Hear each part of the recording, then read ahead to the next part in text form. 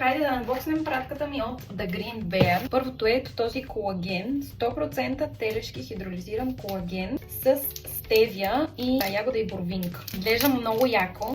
Мали, мирише много яко. Така изглежда. Вътре си има и мерителна лъжичка. И ми е много интересно да го пробвам, така че още сега ще го пробвам. Реших, че ще го пия в чаша за вино, да ми е по-естетик. Ето, слагам си една мерителна лъжичка и става розово.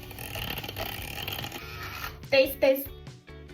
Много е приятен. Не е много наситен вкуса. Очаквах да е по-сладко.